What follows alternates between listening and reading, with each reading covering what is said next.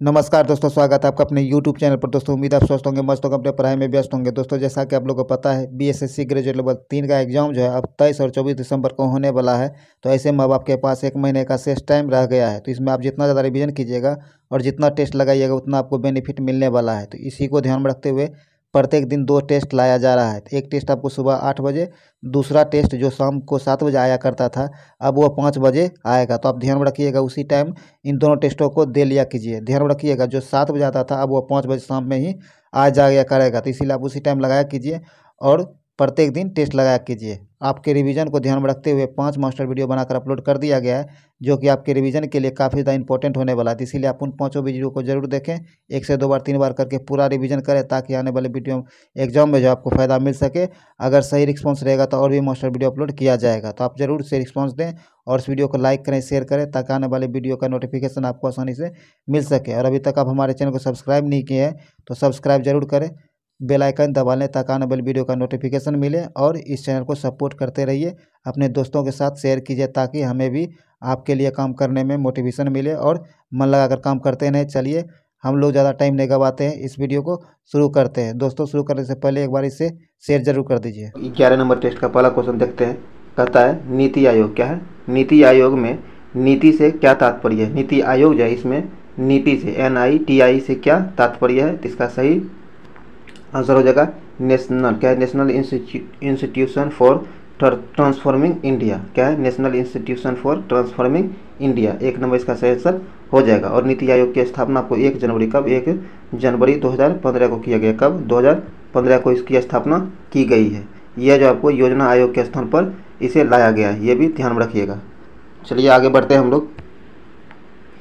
आगे कहता है बैंकों में जमा की गई रकम जिसे पूर्व निर्धारित समयावधि से पूर्व आहरित नहीं किया जा सकता है कहते हैं। कहता है बैंक में जमा धनराशि रकम जिसे पूर्व निर्धारित समयावधि से पहले नहीं निकाला जा सकता है उसे क्या कहते हैं। उसे क्या है, समयावधि जमा कहते हैं। क्या, समयावधि जमा कहते हैं। 3 नंबर इसका सही आंसर हो जाएगा। चलिए आगे कहता है उपाय एवं युक्ति RBI के द्वारा प्रावधान किए गए अग्रिमों का भार है। तो इसका सही आंसर हो जाएगा आपको राज्य सरकार के लिए। किसके लिए, राज्य सरकार के लिए। 3 नंबर इसका सही आंसर हो जाएगा राज्य सरकार के लिए। चलिए आगे कहता है निम्नलिखित क्या है, निम्न संघीय सरकार के करों में से कौन सा सर्वोच्च वार्षिक आमद देता है। तो ये सर्वोच्च आमद जो देता है ये देता है कॉरपोरेशन कर तथा आयकर। क्या, कॉरपोरेशन कर तथा आयकर। 3 नंबर इसका सही आंसर हो जाएगा। आगे कहता है निम्नलिखित में से किसका संबंध पंचायती राज से है। कहता है निम्न में से किसका संबंध पंचायती राज से है। पंचायती राज से संबंध आपको बलवंत राय मेहता समिति का। किसका, बलवंत राय मेहता समिति का। 3 नंबर सही आंसर हो जाएगा बलवंत राय मेहता समिति का। बलवंत राय मेहता समिति जो है आपको जनवरी 1957 में लाया गया था। ध्यान रखिएगा, जनवरी 1957 में। चलिए आगे कहता है निम्न में से क्या व्यक्ति स्वतंत्र का संरक्षण करता है। कहता है निम्नलिखित में से क्या व्यक्ति स्वतंत्र का संरक्षण करता है। तो आइए हम लोग देखते हैं।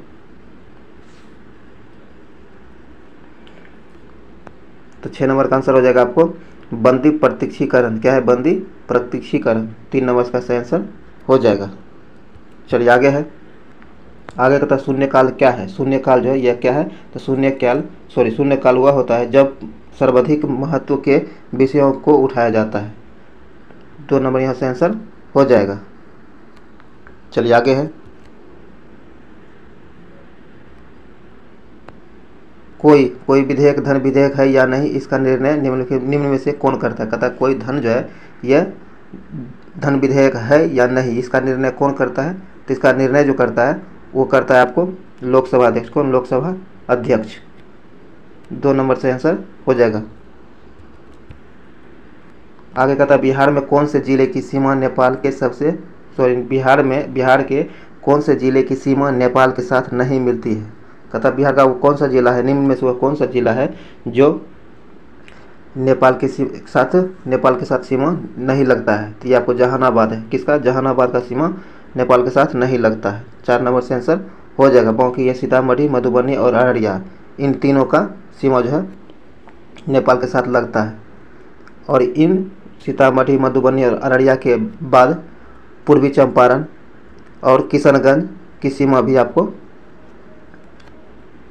नेपाल के साथ लगता है। टोटल आपको 7 जिला का सीमा नेपाल के साथ लगता है। पश्चिमी चंपारण भी इसमें शामिल है। चलिए आगे है, कहता सिंधु सभ्यता का प्राचीन बंदरगाह कौन सा था। कहता सिंधु सभ्यता जो है इसकी प्राचीन बंदरगाह कौन सा था। तो इसकी प्राचीन बंदरगाह जो था ये लोथल था। कौन? लोथल था। 2 नंबर से आंसर हो जाएगा लोथल। चलिए आगे है, आगे कहता सही कालक्रमानुसार दीजिए। आइए देखते हैं, इसे जो है सही कालक्रमानुसार सजाना है। इसका सही आंसर आपको क्या हो जाएगा। एक में दिया गया सामुदायिक अवार्ड, दूसरा है साइमन कमीशन, तीसरा है प्रथम गोलमेज सम्मेलन और चौथा है गांधी इरविन समझौता। तो इसका सही आंसर आपको हो जाएगा डी, 4 नंबर। क्या है? 4 नंबर इसका सही आंसर हो जाएगा। ये बी सी डी ए ये चारों इसका सही आंसर हो जाएगा। ध्यान रखिएगा, इसको आप जब डिफाइन कर पाइएगा तो इसे आप जब तक आपको डेट याद नहीं रहेगा, इस भी याद नहीं रहेगा, तब तक ये नहीं हो पाएगा। तो इसमें देखिए सबसे पहले आपको साइमन कमीशन आया था। कब? साइमन कमीशन आया था। और ये साइमन कमीशन कब आया था आपको? तो 27 में आया था। कब? 27 में आया था, 1927 में। 1927 में साइमन कमीशन आया था। उसके बाद सामुदायिक अवार्ड, क्या है? सामुदायिक अवार्ड आपको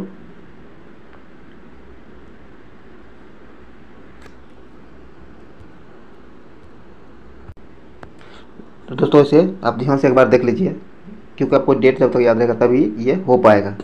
तो देखिए आपको ये जो है क्या है, सामुदायिक अवार्ड। सामुदायिक अवार्ड जो है और साइमन कमीशन, प्रथम गोलमेज सम्मेलन और गांधी इरविन समझौता, इनमें सबसे पहले जो गठित हुआ था साइमन कमीशन 1927 में। कब? 1927 में। उसके बाद गोलमेज सम्मेलन, आपको गोलमेज सम्मेलन जो हुआ था प्रथम गोलमेज सम्मेलन, ये नवंबर, कब? नवंबर 1930 में। नवंबर 1930 में। और ये आपको गांधी इरविन समझौता आपको 5 मार्च, कब? 5 मार्च 1931 को, 5 मार्च 1931 को। और ये सामुदायिक अवार्ड जो है आपको 1932 में। कब? 1932 में हुआ है। अगर डेट याद रखें तो 16 अगस्त। कब? 16 अगस्त 1932 में। तो इस प्रकार आपको सबसे पहले साइमन कमीशन 2 बी नंबर आ जाएगा, फिर प्रथम गोलमेज सम्मेलन सी नंबर आ जाएगा, फिर गांधी इरविन समझौता आ जाएगा और फिर सामुदायिक अवार्ड आ जाएगा। इस प्रकार आपको डी नंबर का आंसर हो जाएगा। 4 नंबर से आंसर यहाँ हो जाएगा। ध्यान रखिएगा, डी नंबर। चलिए आगे है, कहता भारत ने पुर्तगालियों से गोवा मुक्त कराया है। कहता भारत जो है पुर्तगालियों से किस वर्ष गोवा को मुक्त कराया है। तो ये कराया है 1961 में। कब? 1961 में। 3 नंबर यहाँ से आंसर हो जाएगा 1961 में। चलिए आगे है, आगे कहता है एक खगोलीय इकाई निम्न के बीच औसत दूरी होती है। कहता है एक खगोलीय इकाई जो होता है निम्न के बीच की औसत दूरी होती है। तो इसका सही आंसर हो जाएगा, यह जो है पृथ्वी और सूर्य के बीच की औसत दूरी को खगोलीय इकाई कहा जाता है। 1 नंबर से आंसर हो जाएगा। चलिए आगे कहता है निम्नलिखित में से कौन सा ग्रह सूर्य की एक परिक्रमा करने में अधिकतम समय लेता है। कहता है कि वह कौन सा ग्रह है जो सूर्य की परिक्रमा करने में सबसे अधिक समय लेता है। तो इसका सही आंसर हो जाएगा आपको बृहस्पति। कौन? बृहस्पति। 2 नंबर से आंसर हो जाएगा बृहस्पति। चलिए आगे है,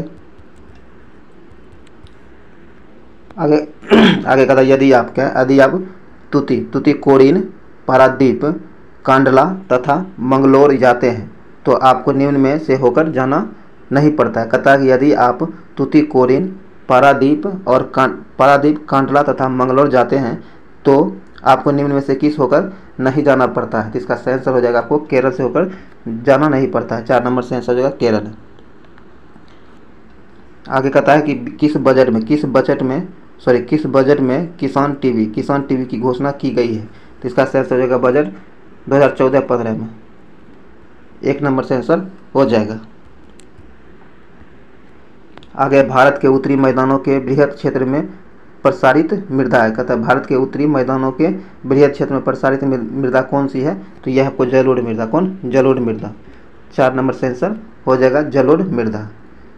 चलिए आगे, ये जो है भारत के लगभग 45% भाग पर फैला हुआ है। 45.6% भाग पर ये फैला हुआ है, ये भी ध्यान में रखिएगा। आगे कहता है निम्नलिखित में से कौन सा महायान बौद्ध दर्शन तथा हीनयान बौद्ध दर्शन के बीच सर्वाधिक बुनियादी अंतर है। तो इसका सही आंसर आपको हो जाएगा देव एवं देवियों की पूजा। क्या है? देव एवं देवियों की पूजा। 3 नंबर इसका सही आंसर हो जाएगा। चलिए आगे है, कहता मधुबनी। क्या मधुबनी लोक चित्रकला की एक शैली निम्न में से भारत के किस राज्य में लोकप्रिय है?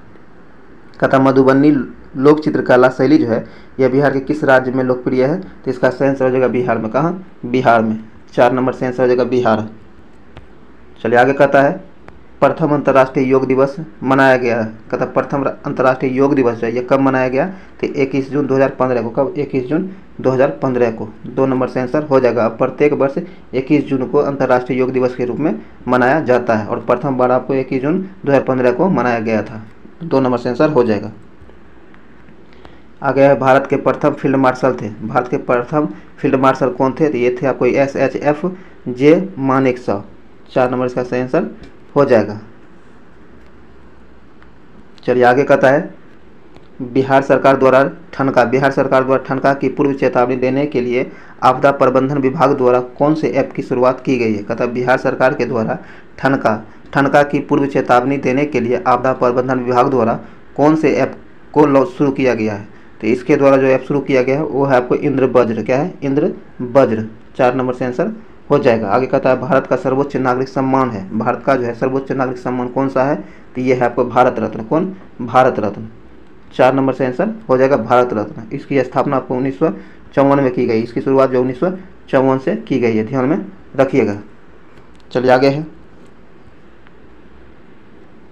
कहता किस तारीख को तेलंगाना की स्थापना भारतीय संघ के 29वें राज्य के रूप में हुई है? कहता है कि किस तारीख को तेलंगाना की स्थापना भारतीय संघ के 29वें राज्य के रूप में हुई है? इसका सही आंसर हो जाएगा 2 जून। कब? 2 जून 2014। कब? 2 जून 2014 को।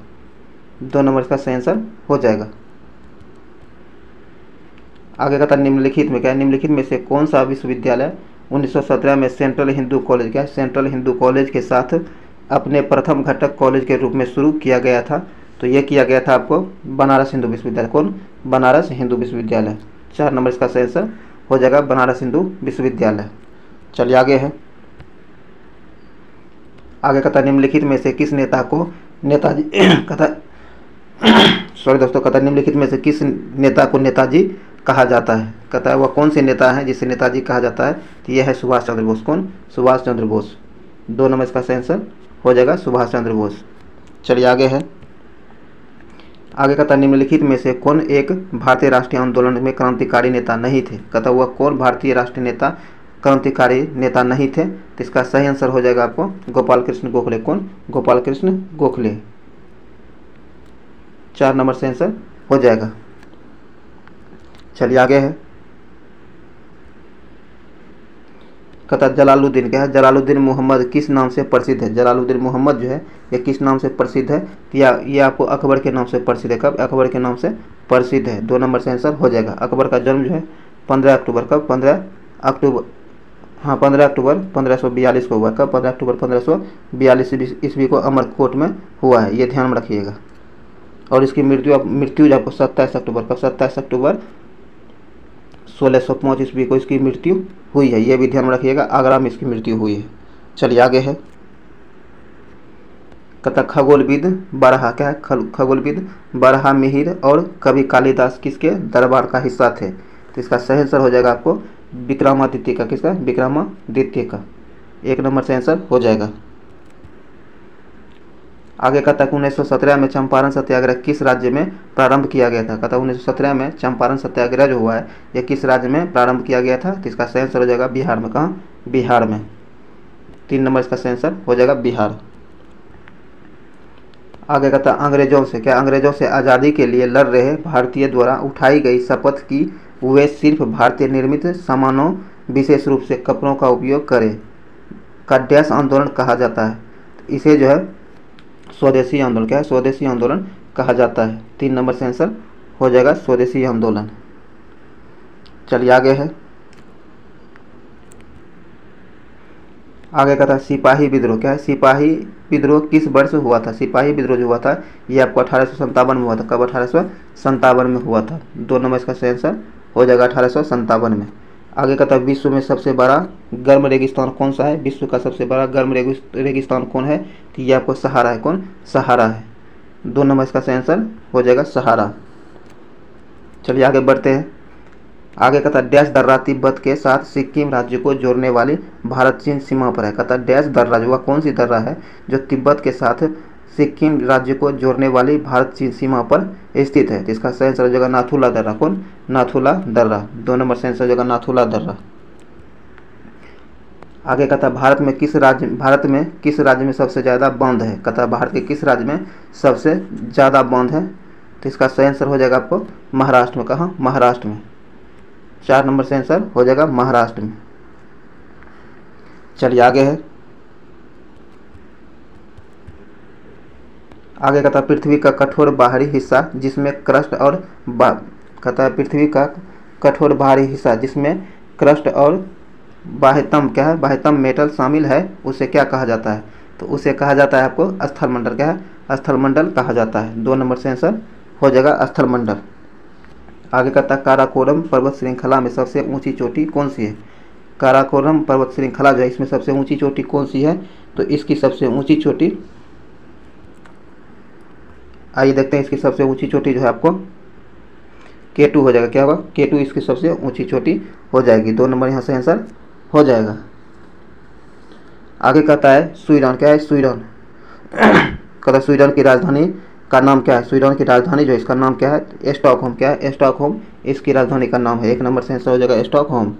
आगे कहता है भारत के राष्ट्रपति का कार्यकाल कितने वर्ष का होता है। कहता है भारत के राष्ट्रपति जो है इसके कार्यकाल कितने वर्ष का इसका कार्यकाल होता है। तो इसके कार्यकाल 5 वर्ष का होता है। कितना? 5 वर्ष का होता है। 3 नंबर से आंसर हो जाएगा 5 वर्ष का इसका कार्यकाल होता है। 3 नंबर से आंसर हो जाएगा। चलिए आगे 40 में कहता है किसी नए राज्य के गठन के लिए संविधान की किस अनुसूची में संशोधन करने की आवश्यकता होती है। कहता है किसी नए राज्य के गठन के लिए संविधान के किस अनुसूची में संशोधन की आवश्यकता होती है। तो इसका सही आंसर हो जाएगा प्रथम अनुसूची। किसमें? प्रथम अनुसूची में। 2 नंबर इसका सही आंसर हो जाएगा प्रथम अनुसूची में। चलिए आगे है। आगे कहता है सर्वोच्च न्यायालय के न्यायाधीश पद पर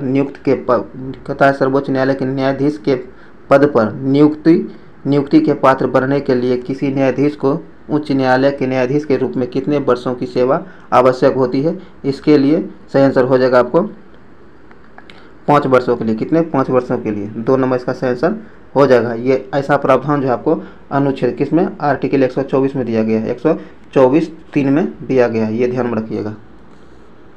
चलिए आगे है।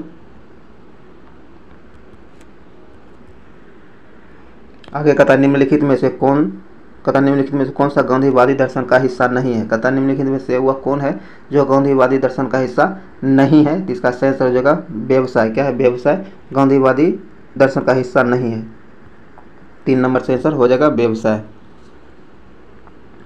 आगे कहता है किस सामाजिक सुधारक और राजनेता को प्यार से बाबा साहेब कहा जाता है। तो इसका सही आंसर हो जाएगा अंबेडकर को। किसे? अंबेडकर को। भीमराव अंबेडकर को। 3 नंबर से आंसर हो जाएगा अंबेडकर को। आगे कहता है बिहार सरकार ने क्या है? बिहार सरकार ने UIDAI कहता बिहार सरकार ने UIDAI प्रमाणीकरण के लिए BAAF सॉफ्टवेयर लॉन्च किया था। BAAF में B क्या है? इसमें B जो है B आपको बिहार है। क्या है? B आपको बिहार है। 2 नंबर से आंसर हो जाएगा। चलिए आगे है। कहता किस वर्ष भारत में बैंकों का राष्ट्रीयकरण किया गया था। कहता भारत में बैंकों का राष्ट्रीयकरण किस वर्ष किया गया था।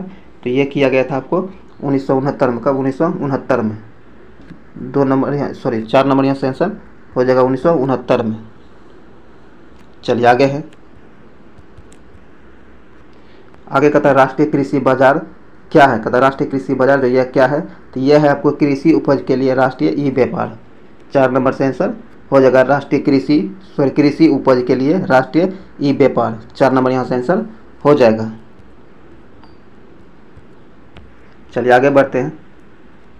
आगे कहता है भारत द्वारा निर्यात की जाने वाली शीर्ष 5 वस्तुओं में से कौन 2 कृषि उत्पाद है। कहता है भारत द्वारा निर्यात की जाने वाली शीर्ष 5 वस्तुओं में से वो कौन सी 2 वस्तु हैं जो कृषि उत्पाद है। तो इसका सही आंसर हो जाएगा आपको चावल और चीनी। कौन?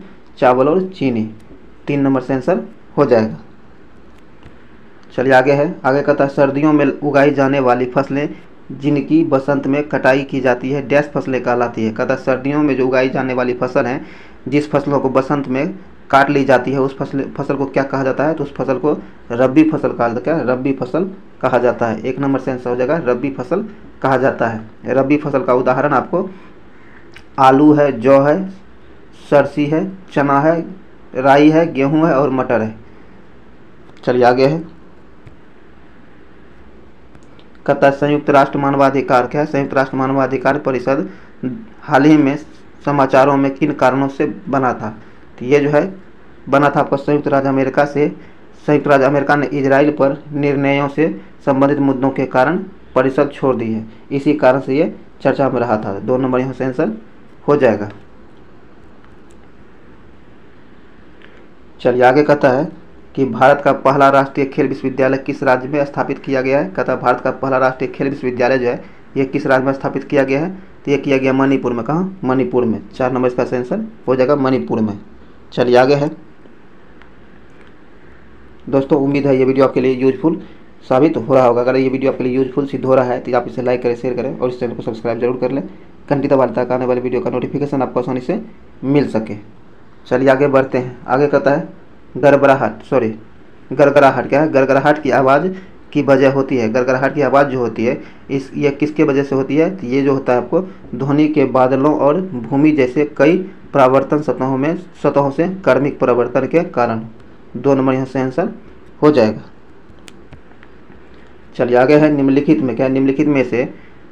निम्नलिखित में कौन सा इमारतों को नुकसान पहुंचा सकता है? कहता है निम्नलिखित में से वह कौन है जो इमारतों को नुकसान पहुंचा सकता है? तो यह आपको सुपरसोनिक विमान से उत्पन्न आघात तरंगें। 3 नंबर से आंसर हो जाएगा। चलिए आगे है,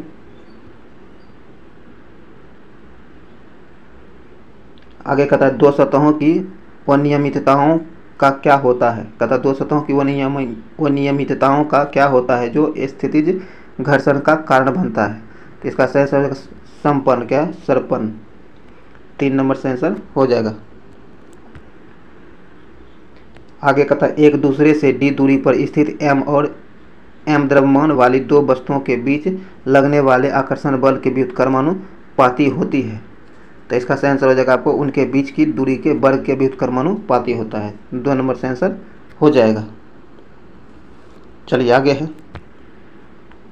कहता है एक ध्वनि तरंग। क्या है? एक ध्वनि तरंग की आवृत्ति 50 हर्ट्ज है और इसकी तरंग दैर्घ्य 4 मीटर है, तो ध्वनि तरंग की चाल कितनी होगी? तो इस कंडीशन में ध्वनि तरंग की चाल जो होगी ये आपको 200 मीटर प्रति सेकेंड हो। क्या? 200 मीटर प्रति सेकेंड हो जाएगा। 1 नंबर से आंसर हो जाएगा। चलिए आगे है, आगे कहता क्या है? कॉन्सर्ट हॉल और सिनेमा हॉल की छतों को कैसा बनाया जाता है ताकि ध्वनि का परावर्तन के बाद हॉल के सभी कानों तक पहुंचाया जा सके? तो इसका सही आंसर हो जाएगा आपको सीधा। क्या है? सीधा। 1 नंबर से आंसर हो जाएगा सीधा। आगे मानव शरीर के आंतरिक अंगों की छवियां प्राप्त करने के लिए किस उपकरणों में अल्ट्रासोनिक तरंगों का उपयोग किया जाता है? कहता है मानव शरीर के आंतरिक अंगों की छवियों को प्राप्त करने के लिए किस उपकरण में अल्ट्रासोनिक तरंगों का उपयोग किया जाता है? तो ये जो किया जाता है आपको अल्ट्रासोनिक स्कैनर में, किसमें? अल्ट्रासाउंड स्कैनर में अल्ट्रासोनिक तरंग का उत्पन्न किया जाता है, उपयोग किया जाता है। 1 नंबर से आंसर हो जाएगा। आगे कहता है ऊर्जा के पारंपरिक स्रोत का दूसरा नाम क्या है? ऊर्जा का पारंपरिक स्रोत जो है इसका दूसरा नाम क्या है? तो इसका दूसरा नाम है ऊर्जा के गैर नवीकरणीय ऊर्जा। 1 नंबर से आंसर हो जाएगा। आगे कहता है कि जलधारण। क्या है? जलधारण क्षमता से सबसे अधिक होती है। जलधारण क्षमता होती है सबसे अधिक किस मिट्टी में होती है? तो यह आपको चिकनी मिट्टी में। किसमें? चिकनी मिट्टी में जलधारण की क्षमता सबसे अधिक होती है। 3 नंबर से आंसर हो जाएगा चिकनी मिट्टी में। चलिए आगे है, आगे कहता है मुक्त रूप से। क्या है? मुक्त रूप से गिरने वाली किसी वस्तु द्वारा अनुभव किया जाने वाला त्वरण इसके से स्वतंत्र होता है। कहता है कि मुक्त रूप से गिरने वाली वस्तु जो है किसी भी वस्तु द्वारा अनुभव किया जाने वाला त्वरण इसके से स्वतंत्र होता है। तो इसका सही आंसर हो जाएगा आपको द्रव्यमान। किसे? द्रव्यमान से स्वतंत्र महसूस करता है। 2 नंबर से आंसर हो जाएगा। आगे कहता है 100 ग्राम। क्या? 100 ग्राम वजन की गेंद 70 70 मीटर ऊंचे भवन के शीर्ष पर रखी गई है। गेंद की स्थितिज ऊर्जा क्या होगी? तो इस कंडीशन में गेंद की स्थितिज ऊर्जा क्या हो जाएगी? तो इसका सही आंसर हो जाएगा 70 जूल। क्या है? 70 जूल।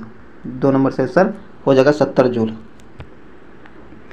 चलिए आगे कहता है कि यदि 85 डिग्री सेंटीग्रेड तापमान वाले 2.5 लीटर गर्म पानी को 4.5 लीटर ठंडे पानी के साथ मिलाया जाता है तो संतुलन ताप तक पहुंचने पर ठंडे पानी का तापमान 15 डिग्री सेंटीग्रेड बढ़ जाता है। तो यह मानकर कि कोई ऊष्मा हानि नहीं हुई है, ठंडे पानी का प्रारंभिक तापमान ज्ञात कीजिए। तो ठंडे पानी का प्रारंभिक ताप जो होगा यह हो जाएगा आपको 43 डिग्री सेंटीग्रेड।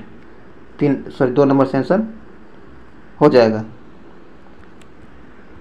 चलिए आगे कहता है सीमेंस। क्या सीमेंस की इकाई है? सीमेंस जो है इसकी इकाई क्या है? इसकी इकाई विद्युत चालकता है। क्या है? विद्युत चालकता है। 3 नंबर से आंसर हो जाएगा विद्युत चालकता।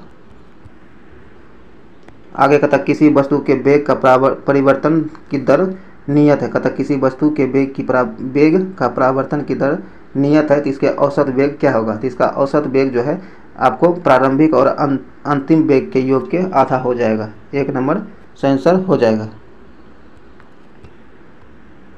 आगे कहता है क्या है? मूर का नियम। इंटेल के सह संस्थापक गॉर्डन मूर द्वारा दिया गया एक सामान्य नियम है कि चिप पर ट्रांजिस्टरों की संख्या हर महीने में 2 गुनी हो जाती है। तो इसका सही आंसर हो जाएगा 12। क्या है? 12। 1 नंबर से आंसर हो जाएगा 12। आगे निम्नलिखित में से कौन सी गैस अत्यधिक जहरीला, गंधहीन, स्वादहीन और रंगहीन होता है?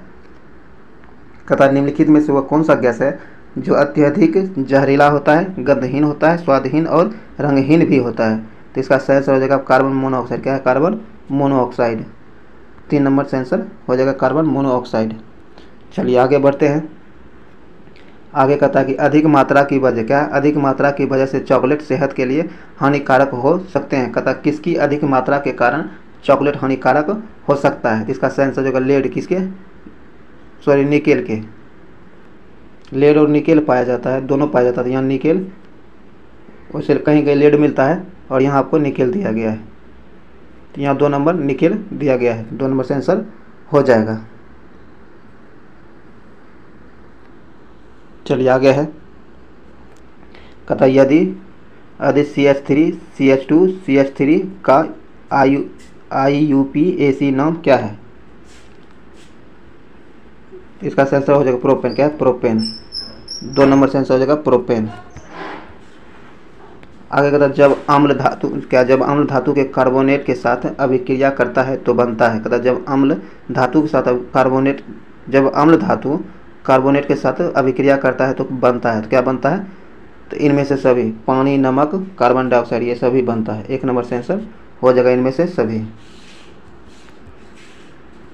चलिए आगे कहता है जब कॉपर सल्फेट विलयन। क्या है? जब कॉपर सल्फेट विलयन लोह धातु के साथ अभिक्रिया करता है तो तांबा नामक धातु का निर्माण होता है। यह निम्न में से कौन सी अभिक्रिया है? यह अभिक्रिया कौन सी अभिक्रिया है? यह आपको एकल विस्थापन अभिक्रिया। क्या है? एकल विस्थापन अभिक्रिया है। 1 नंबर से आंसर हो जाएगा। चलिए आगे कहता है एथिल अल्कोहल। क्या है? एथिल अल्कोहल में निम्न को मिलाकर पीने योग्य बनाया जाता है। तो इसका सेंस हो जाएगा क्या है? मिथेनॉल एवं पिरिडीन को मिलाकर पीने योग्य बनाया जाता है। 2 नंबर से आंसर हो जाएगा। चलिए आगे बढ़ते हैं। आगे कहता है नाइट्रोजन के परमाणु में उपस्थित न्यूट्रॉनों की संख्या है। कहता है नाइट्रोजन में उपस्थित नाइट्रोजन के परमाणु में उपस्थित न्यूट्रॉनों की संख्या कितनी होती है? तो इसका सही आंसर हो जाएगा आपको 7। क्या है? 7। 3 नंबर से आंसर हो जाएगा 7। आगे कहता कौन सा जीवित पदार्थ उच्च वर्गीय पौधों में जैव पोषक वाहक का कार्य करता है? तो ये करता है आपको फ्लोएम। क्या है? फ्लोएम। 2 नंबर से आंसर हो जाएगा फ्लोएम। चलिए आगे है। आगे कहता मानव तंत्र में प्रतिऑक्सी कारकों का कार्य क्या है? तो इसका सही आंसर हो जाएगा आपको यह मुक्त मूलकों के प्रभाव से बचाता है। क्या है? यह मुक्त मूलकों के प्रभाव से बचाता है। 3 नंबर से आंसर हो जाएगा। चलिए आज का आखिरी क्वेश्चन देखते हैं। आज का आखिरी क्वेश्चन कहता है बेसिलस, क्या बेसिलस यूरिन, बेसिलस यूरिन जीनेंसिस कहता है बेसिलस यूरिन जीनेंसिस का उपयोग होता है। इसका उपयोग जो होता है आपको जैविक टीकाकरण के लिए, किसके लिए? जैविक टीकाकरण के लिए इसका उपयोग किया जाता है। 2 नंबर से आंसर हो जाएगा। दोस्तों ये वीडियो यहीं समाप्त हुआ है। उम्मीद है ये वीडियो आपके लिए यूजफुल सिद्ध हुआ होगा। अगर ये वीडियो आपके लिए उपयोगी रहा है तो इसे लाइक करें, शेयर ज़्यादा से ज़्यादा जरूर करें ताकि मैक्सिमम लोगों तक पहुंच सके। और अभी तक आप हमारे चैनल को सब्सक्राइब नहीं करें तो सब्सक्राइब कर लें, घंटी दबा लें ताकि आने वाली वीडियो का नोटिफिकेशन आपको आसानी से मिल सके। चलिए अब हम इस वीडियो को यहीं समाप्त करते हैं, फिर मिलते हैं किसी अगले वीडियो में। तब तक के लिए जय हिंद।